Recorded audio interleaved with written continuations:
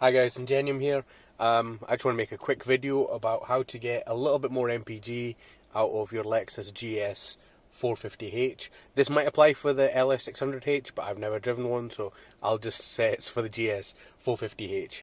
So one of the cool things about the Lexus GS450H is that from low speeds up to even moderate speeds, I've said 20-ish miles an hour, maybe even faster, but I've only seen it go to about 20 miles an hour, is you can accelerate if you press the accelerator fairly lightly and you accelerate quite slowly, you can accelerate purely on electrical power.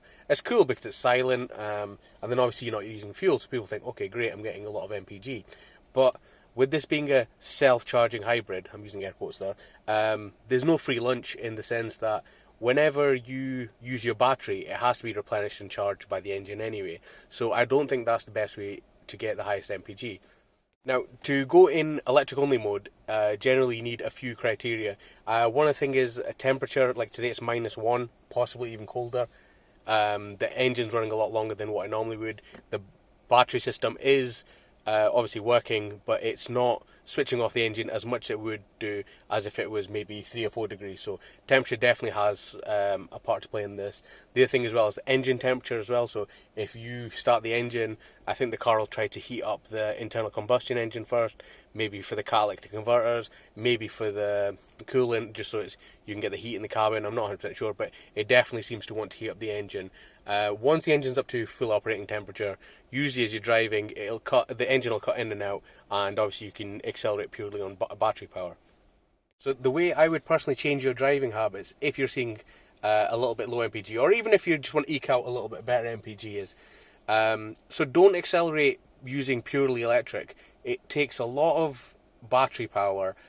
You don't make progress that quickly, and as I said, with it being self-charging hybrid, the engine's going to have to kick back in to recharge the battery, and that's not really an efficient way of using the battery, in my opinion anyway. The way you want to use your battery power is, so let's just say you're going along a road that's 30 miles an hour, 40 miles an hour. I'm not 100% sure on what speeds the battery pack can the electric motor can accelerate to, but I've seen it work up to about 30-ish miles an hour, so I'm sure it can take that. But let's just say you're at traffic lights and the lights go green. Accelerate normally, keep up with traffic, let the internal combustion engine kick in, make sure the engine button here kicks in, and that's sending power to the back wheel. Sometimes the electric motor will send power as well, but make sure the engine comes on. And then what you want to do is, so you want to press imagine this is the accelerator, you want to press the accelerator down, and then what you want to do is you let your foot off, and then just tap it, just very, very lightly, just to maintain speed.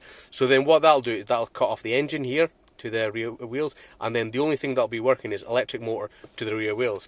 So instead of accelerating and using half your battery to go 20-25 miles an hour, you can go long distances going 30 miles an hour, because the thing that takes a lot of energy is moving a car, especially a heavy one like this, from standstill up to kind of 30-ish miles an hour. It takes a lot of energy, and you're using your battery power for that.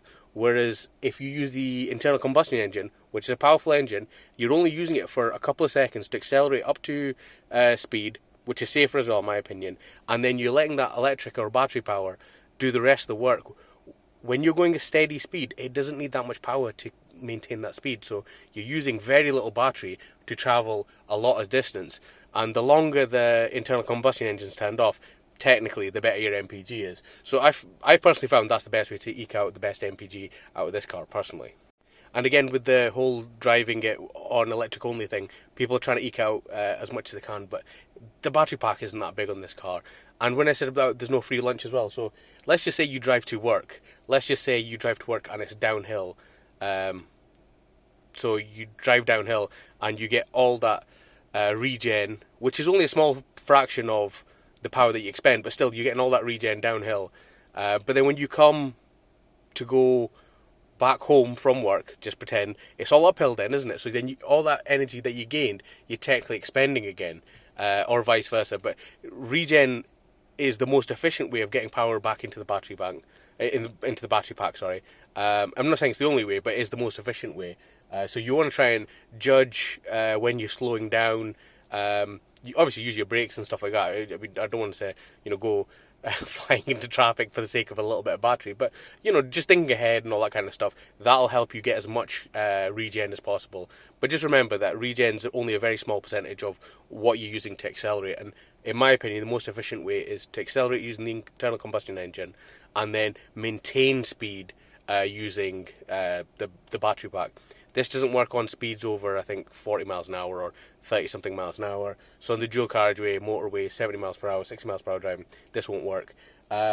Low-speed driving, if you're in, for example, a small parking area, or, you know, you're at the supermarket or whatever, I'm not saying don't use electric power then. It makes perfect sense to use electric power then because you're using very small amounts of it and you're not going that fast. But I'm just saying that if you're out and about in traffic, don't accelerate really slowly just to keep it in electric, because I don't think the MPG gains are there. I think it's much safer, much faster, just pressing it a fair bit, getting up to speed, and then using that to maintain.